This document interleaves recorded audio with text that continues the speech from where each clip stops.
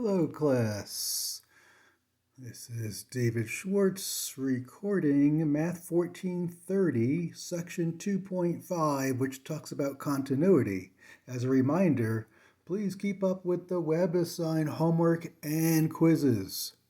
Always watch the videos, my YouTube videos and the WebAssign video, and see the notes on Learn before you start the homework and quizzes on WebAssign. Okay, so I got two problems to go over today. So here's the first one. This is called a piecewise defined function because f of x is defined as two different expressions depending on the values of x. So f of x, or y, is equal to 2x minus 1 for all x less than 5. And then f of x is equal to x squared for all x greater than or equal to 5. Notice the domain is all real numbers. When you look at both of those x values, it's all x less than 5 and then equal or greater than 5. So that's all the real numbers. And here's the question. Is f continuous at x equals 5? Because 5 is the key number since it's in both of these domains, kind of. So the question is this graph continuous at x equals 5? So let's answer some questions first to help us get our ultimate answer. So here's the first question. Find f of 5. This is algebra. So when I input 5, where is 5 in the domain? In the top equation or the bottom equation? And the answer is the bottom, thanks to this little equal sign. Notice you don't look at 2x minus 1 because that is for all x only less than 5. 5 is not in this domain. So look at y equals x squared, and then you input 5 because 5 is in the domain. So 5 squared is 25. So that's our first answer. F of 5 is 25.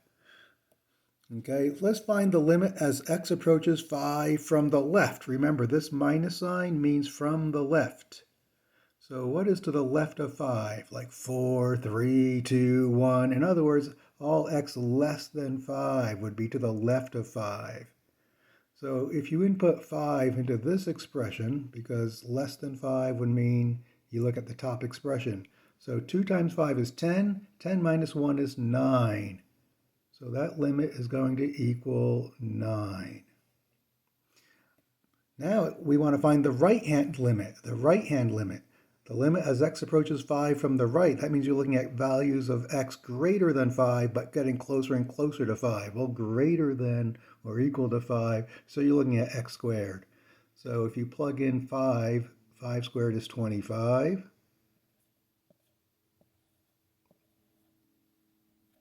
Notice the left-hand limit is 9, the right-hand limit is 25, so that means this general limit, there's no plus or minus, it's called the general or two-sided limit, does not exist.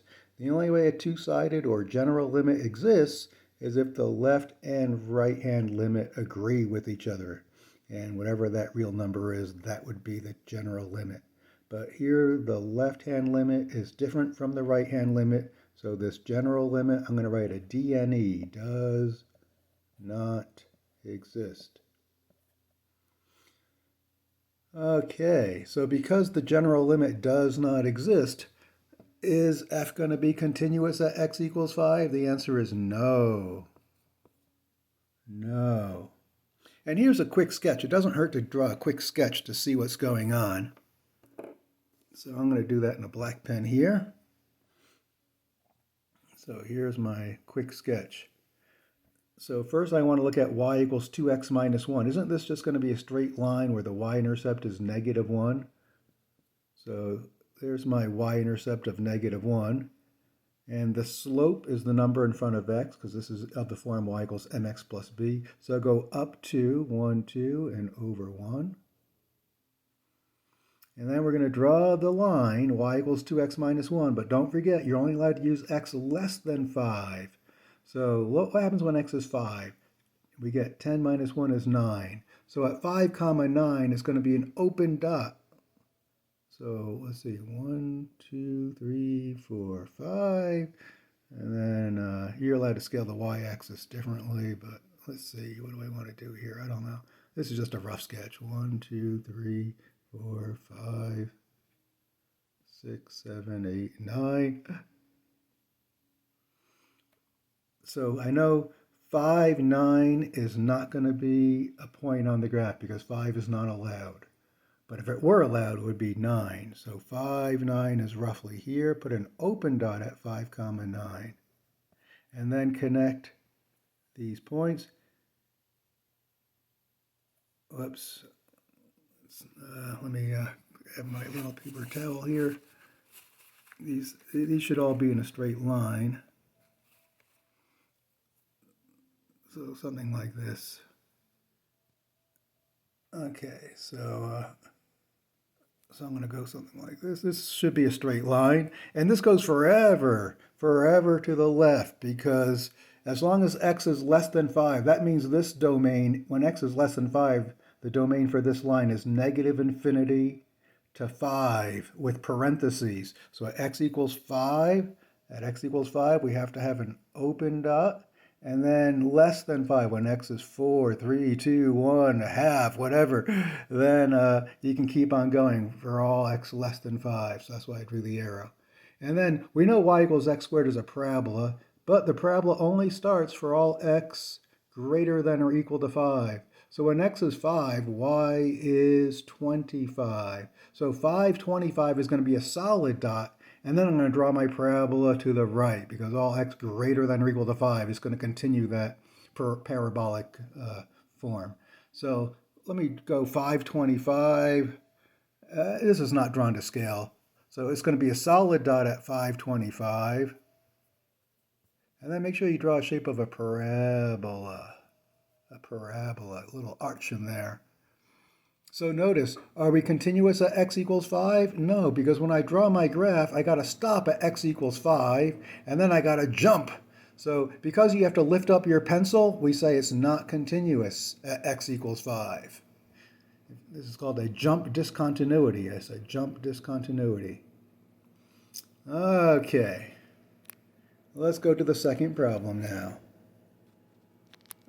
So here I got this strange looking graph. It looks like another piecewise divine function.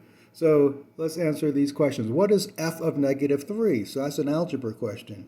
When I input negative 3, I output 1 because it's a solid dot. So negative 3, 1. Notice it's an open dot here. So don't write 2 for your answer. F of negative 3 is the solid dot 1. This is actually part of the graph.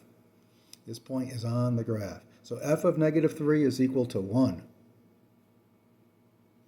Notice this is a function, because if I draw a vertical line even here at x equals negative 3, this is not on the graph when it's an open dot, so it only hits the graph once. Okay, what happens? What's the limit? What's the limit as x approaches negative 3? So look at the, with graphs, you always want to look on the left side and the right side. So if I look at the left side, as I get closer and closer to negative 3, the intended height is that y value 2. So the limit means what's the y value? What is that y value getting closer and closer to? So as I approach negative 3 from the left, my intended height or y value is 2, the height of the hole. So this is going to be 2. Okay. Whoops. Okay, the limit as x approaches negative 3. I'm sorry, this is a general limit. There's no plus or minus, so I'm not really... So to find the general limit, like I said, you want to look at both left side and right side. So let's not write that 2 yet. Okay, so you got to make sure that the other way is going to be giving you the same answer for that general limit to exist. And it actually does. Notice when I approach negative 3 from the left, the intended height becomes 2. When I approach negative 3 from the right side, here again, the intended height is 2. So because the left-hand limit equals the right-hand limit equals 2, there is your answer for the general limit.